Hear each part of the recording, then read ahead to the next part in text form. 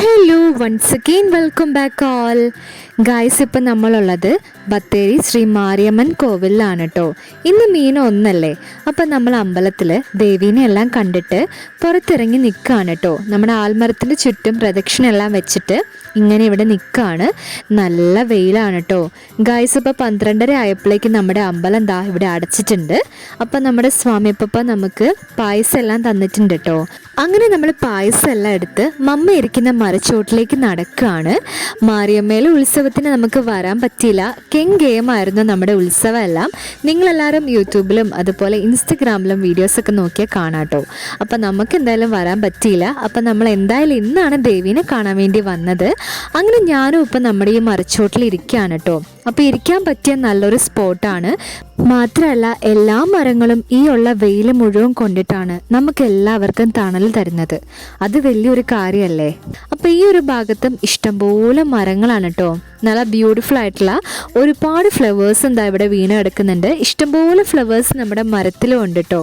അപ്പം നല്ല വയലറ്റ് അതുപോലെ ലാവൻഡർ കളറിലുള്ള ഫ്ലവേഴ്സാണ് കേട്ടോ എല്ലാം. അപ്പം നമ്മുടെ കുഞ്ഞാറ്റീൻ്റെ ഡ്രസ്സിന് ഏകദേശം ഇതേ കളറായിരുന്നു. അങ്ങനെ നമ്മൾ കുറച്ച് ഫ്ലവേഴ്സ് കയ്യിലെടുത്തിട്ടുണ്ട് കേട്ടോ. അപ്പം നമ്മൾ മാരിയമ്മയിൽ നിൽക്കുന്ന സമയത്ത് അവരെല്ലാവരും പപ്പയടക്കം നമ്മളോട് പറഞ്ഞിട്ടുണ്ടായിരുന്നു, നമ്മുടെ നരസിംഹ ക്ഷേത്രത്തിൽ 1-ാം തീയതി ആയതുകൊണ്ട് തന്നെ ഉച്ചയ്ക്ക് അന്നദാനം ഉണ്ടെന്ന്. അപ്പോൾ എന്തായാലും മസ്റ്റായി പോയി കഴിക്കണമെന്ന്.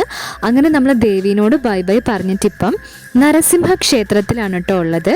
അപ്പം നമ്മളിതാ അന്നദാനത്തിൻ്റെ സെക്ഷനിൽ വന്ന് ഫുഡെല്ലാം വാങ്ങിയിട്ട് ഇവിടെ നിൽക്കുകയാണ് കേട്ടോ. ഗായ്സ് ഇപ്പോൾ ഒരു രക്ഷയില്ലാത്ത തിരക്കായിരുന്നു.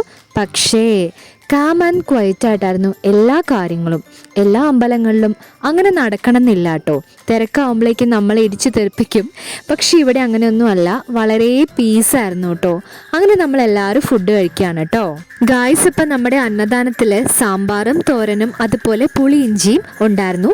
പിന്നെ നമ്മൾ ഫുഡ് കഴിച്ച് കഴിഞ്ഞിട്ട് നമുക്ക് പായസവും തന്നിട്ടുണ്ടായിരുന്നു കേട്ടോ. അപ്പം നല്ല രക്ഷായിരുന്നു.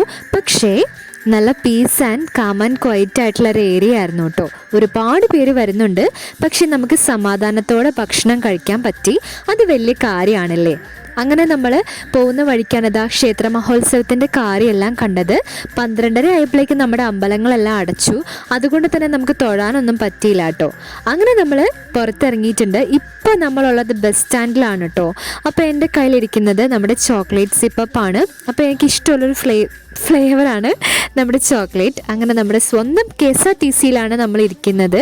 ഊണ് കഴിഞ്ഞാൽ കേമായിട്ടൊരു ഉറക്കം അത് നിർബന്ധമാണല്ലോ. അപ്പോൾ നമ്മൾ KSRTCയിൽ കയറിയ വീട് പോലെയാണ് കേട്ടോ, ഉറങ്ങാൻ പറ്റും. അപ്പോൾ നമ്മൾ വേഗം ഉറങ്ങി വീട്ടിലെത്തട്ടെ. എല്ലാവർക്കും ബൈ ബൈ.